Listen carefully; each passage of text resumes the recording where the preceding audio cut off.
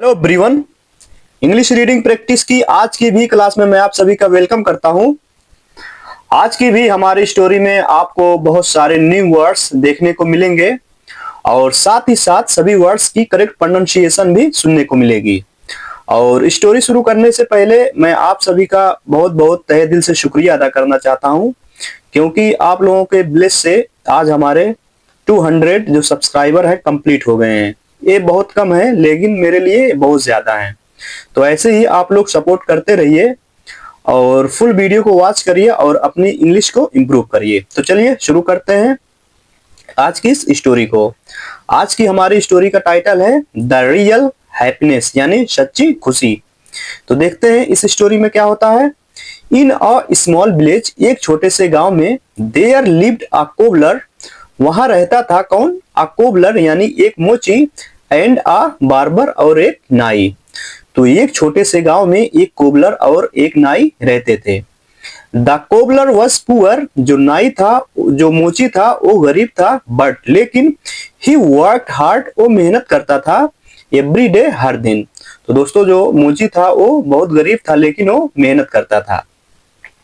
He was happy, वो खुश था, विथ हिज सिंपल लाइफ, अपने शादी जीवन से, एंड लिटर अर्निंग्स, और थोड़ी कमाई और शादी जीवन से वो खुश रहता था।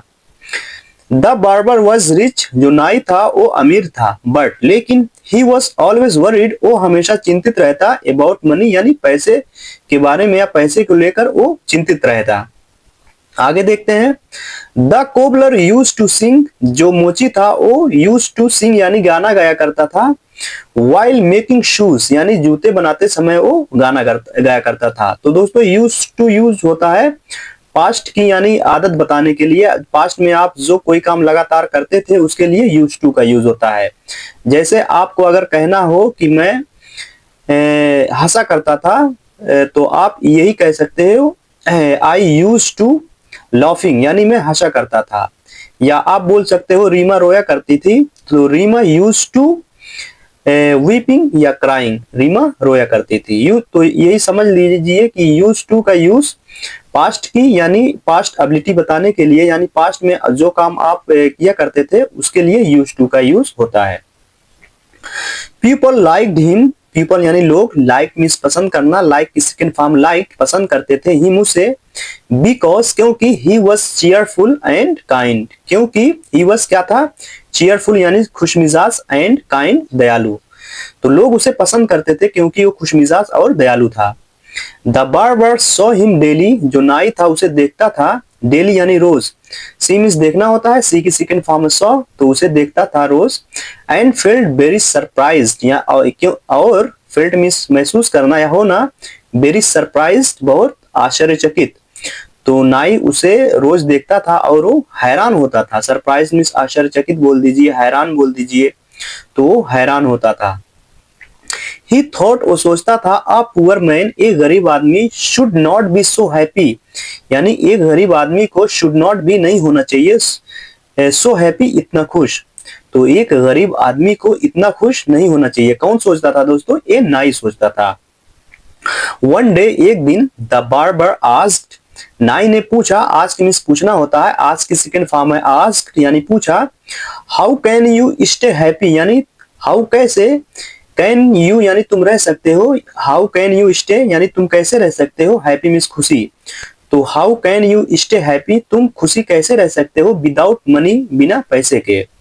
तो नाई ने पूछा तुम बिना पैसे के, बगैर पैसे के या बिना पैसे के कैसे खुश रह सकते हो। द कोबलर रिप्लाइड, जो मोची था, रिप्लाई मीन्स उत्तर देना, रिप्लाई की सेकंड फॉर्म रिप्लाइड और थर्ड फॉर्म भी रिप्लाइड होगी। तो वो जो मोची था उसने उत्तर दिया यानी जवाब दिया। क्या कहा? वी शुड बी हैप्पी, हमें खुश रहना चाहिए, with whatever we have, यानी जो वाट एवर मीन्स जो कुछ भी वी हैव हमारे पास है उससे हमें खुश रहना चाहिए। द बार्बर थॉट, नाई ने सोचा, थिंक में सोचना होता है, थिंक की सेकंड फॉर्म थॉट। नाई ने सोचा, क्या सोचा? Money can make him even happier, यानी मनी पैसे, कैन मेक यानी कर सकते हैं, हिम उसे, इवन हैप्पियर यानी और ज्यादा खुशी। तो नाई ने सोचा कि पैसे उसे और भी खुशी कर सकते हैं। सो इसलिए ही गेव द कोबलर, उसने मोची को दिया क्या? A bag full of gold coins, यानी एक सोने के सिक्के से भरा हुआ थैला दिया। बैग मीन्स थैला, फुल ऑफ गोल्ड कॉइन्स यानी सोने के सिक्के से भरा हुआ। तो नाई ने सोचा कि जो पैसे है उसे और खुश कर सकता है, इसीलिए उसने मोची को एक सोने के सिक्के से भरा हुआ थैला दिया। नेक्स्ट पैरा देखते हैं दोस्तों। दैट नाइट, उस रात, the cobbler could not sleep, जो मोची था वो सो नहीं सका, पीसफुली, शांति से। तो दोस्तों उस रात जो मोची शांति से सो रहा था, माने यानी उसकी शादी जिंदगी जो थी अच्छे से कट रही थी, लेकिन वो जब पैसा पाया तो उस रात वो शांति से नहीं सो सका। जैसा कि पिक्चर में देखिए ये पड़ा हुआ है सर पर हाथ रखे हुए। ही स्टार्टेड वरिंग, वो शुरू कर दिया, वरिंग चिंता करना, about keeping the money safe, यानी पैसे को सुरक्षित रखने की वो चिंता करना शुरू कर दिया। स्टार्ट में शुरू करना होता है, ये स्टार्ट की सेकंड फॉर्म है स्टार्टेड। ही स्टॉप्ड सिंगिंग, वो गाना गाना बंद कर दिया, एंड बिकेम सैड, और दुखी हो गया, एंड साइलेंट, और खामोश। तो वो गाना गाना बंद कर दिया और दुखी और खामोश हो गया। ही अंडरस्टूड, वो समझा, अंडरस्टैंड में समझना होता है, अंडरस्टैंड की सेकंड फॉर्म है अंडरस्टूड, और थर्ड फॉर्म भी अंडरस्टूड होगी। तो वो समझा क्या, दैट की money can not always give piece, यानी मनी पैसे या धन, कैन नॉट नहीं कर सकते, ऑलवेज गिव पीस यानी हमेशा खुशी नहीं दे सकते, क्या, पैसे। तो उसके दिमाग में बात आई होगी कि पैसे जो हैं वो हमेशा खुशी नहीं दे सकते। लास्ट पैरा देखते हैं दोस्तों। द कोबलर रिटर्न, जो मोची था वो लौटा दिया, द गोल्ड कॉइन्स, सोने के सिक्कों को, टू द बार्बर, उस नाई को। तो आखिरकार ये जो मोची था उसने सोने के सिक्के को नाई को वापस कर दिया। ही सैड, उसने कहा, आई वॉन्ट, मैं चाहता हूं, माई ओल्ड हैप्पी लाइफ, मेरी पुरानी खुशहाल जिंदगी, बैक, वापस। तो उसने कहा मुझे मेरी खुशहाल जिंदगी वापस चाहिए या वापस चाहता हूं।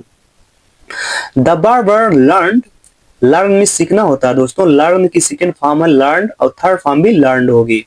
तो नाई ने सीखा, क्या सीखा, एन इंपॉर्टेंट लेसन, एक महत्वपूर्ण सबक। तो दोस्तों यहाँ पे एक ही जगह एन आया है क्योंकि इसके आगे जो लेटर आ रहा है वो वावेल साउंड हो रहा है। तो आप लोगों को पता है इंग्लिश में 5 वावेल होते हैं और 21 कॉन्सोनेंट होते हैं। तो अगर एक के लिए एक की जगह अगर आगे वावेल साउंड आ रहा है यानी वावेल लेटर आ रहा है तो उसके लिए एन का यूज होगा, ना कि ए का। अगर इसकी जगह जैसे आप अम्ब्रेला बोल दीजिए या एप्पल बोल दीजिए या एलिफेंट बोल दीजिए तो इसके लिए एन यूज होगा। लेकिन अगर आप बॉय बोल दीजिए या गर्ल बोल दीजिए या किसी और भी नाउन का यूज करिए तो उसके लिए आप यहाँ पे ए का यूज होगा। तो उसने क्या सीखा, एन इंपॉर्टेंट लेसन, एक महत्वपूर्ण सबक, दैट डे, उस दिन।